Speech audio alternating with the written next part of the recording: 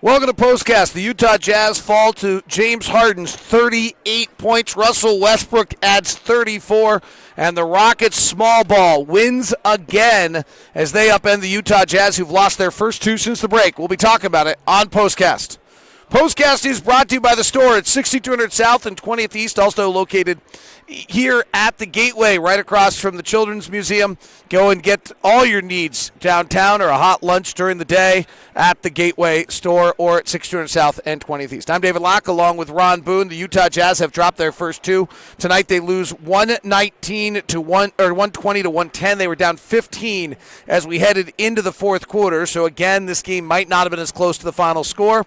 Ron, what's your thoughts on this one? My immediate thought is thinking about the Houston Rockets. This is a very good shooting basketball team. They have a lot of weapons, and tonight, up until the fourth quarter, it was Westbrook and Harden who were beating the Jazz. I mean, they were the two players that really got it going. As you mentioned during the broadcast, when both of those guys are off on the floor, and I think that was the second quarter, the Jazz outscored the Rockets 30-24 in that quarter. It was because those guys were not on the floor, and the Jazz, with their bench players, made a run. But, you just cannot falter or have a bad shooting night, especially with the Jazz against a team like that. Last night's game, I think there's a legitimate complaint that the Jazz didn't come to play. They beat themselves. They weren't ready to go. They had a miserable night. Tonight, I feel like the Rockets are relentless. I think this is going to work. I think they'll be the 2 seed in the West. I feel as though the Rockets were just the better basketball team tonight. They made shots. The Jazz went 7 of 31 from 3. I thought the Jazz generally had a pretty good effort tonight, played pretty well, but the Rockets were just better, and the Rockets shot better. I mean, I think you can't lose by 39 points outside the three-point line and overcome that. One thing, you're absolutely right about that, and one thing the Jazz did do well, something that they did not want to do, was foul, put those guys on the free throw line. I'm not so sure. Maybe that would have worked, fouling them and putting them on the free throw line, kept them from knocking down so many threes. Who knows? It's just hard to put together a game plan to defeat a team like this. And Jazz experimented with the zone tonight. I watched other teams play a zone against the Houston Rockets that was effective, but the Jazz have not done it all season long, and they didn't stay in it long enough, I think, for me to get a pretty good idea of whether or not it's going to work for them. NBA fan 24, why were the Jazz able to get, or he really says he means the Rockets, why were the Rockets able to get so many more three-pointers than we are? I mean, this one's really simple, and I'm not making a commentary of what's right or what's wrong. They're just committed to it. Yeah. It's incredible to watch them drive in the lane, have a wide-open floater. They're not taking it and move it out. I don't know what the number is tonight, but Russell Westbrook took 13 mid-range shots. I would guess the rest of the roster took 1. Maybe 2, but I can't think of any of them. I think Westbrook's the only one who's taking those shots, and that's a lot for them. But they're just committed to it. They took 48 of their 92 shots as threes. They take 45% of their threes. It's remarkable to watch. They're willing to take contested threes that other people aren't willing to take. And in turn, that's why. I mean, they took 48 threes. We took 31. They're hugging to our shooters, and we're willing to take the other shots.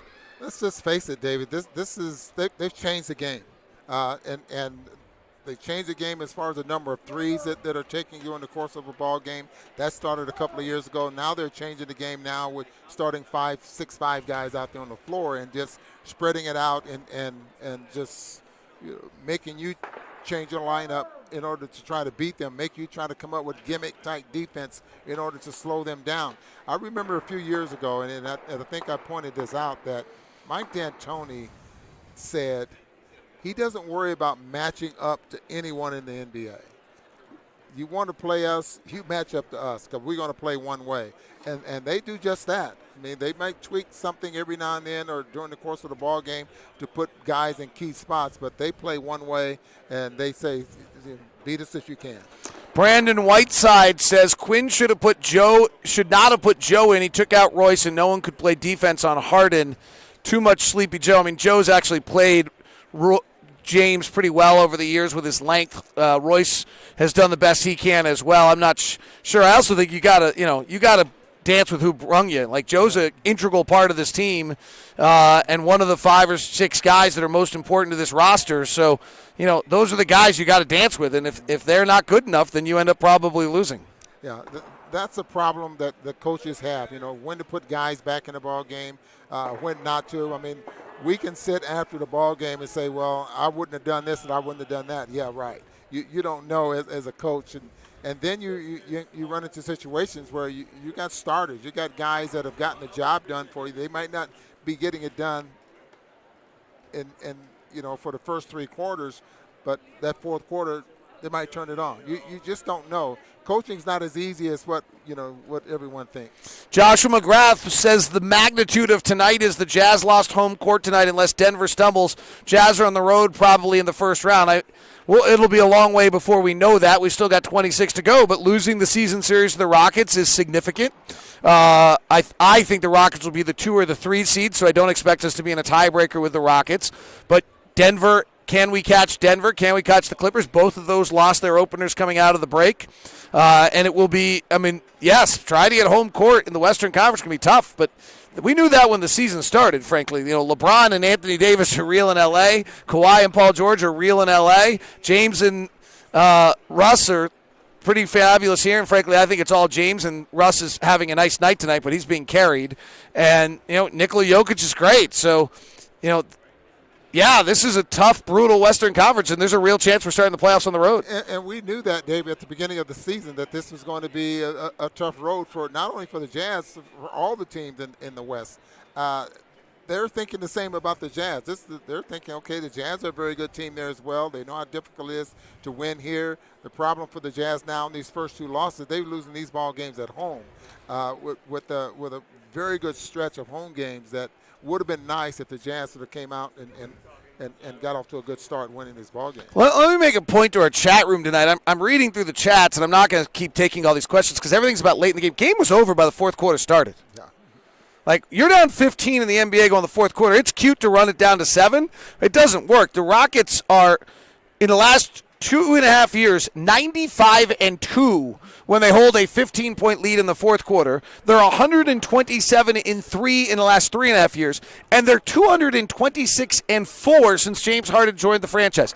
Okay, this was not a game we were going to win in the fourth quarter. We lost this game in the third quarter, principally in the third quarter, and this is the reoccurring theme of what's going on here. When we are not good enough defensively against the elite offensive teams, our offense can't keep up because we have our offense is predicated right now on getting the defensive rebound, getting out in advantage basketball, and we have these offensive slumps that are simultaneous to our defensive slump that are happening because we're taking the ball out of the net, and therefore when that happens, we end up down by 15. Can you repeat that? No. I didn't think so. Did it make any sense? It makes sense because the bottom line is the Houston Rockets record in the fourth quarter when they're up 15. They're just that good. You couldn't repeat that if you wanted to. He's mocking me right now. I'm in the midst of a 2-game losing streak as the play-by-play announcer and being mocked. Can't do anything about it either, which is even worse. But it's true. You're absolutely right. So, what do? You got to give Houston a lot of credit because they are good. They are good. Much as you hate Russell Westbrook, he is good.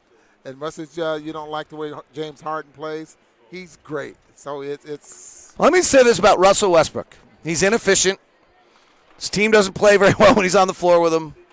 Here's the essence and the most important part about Russell Westbrook.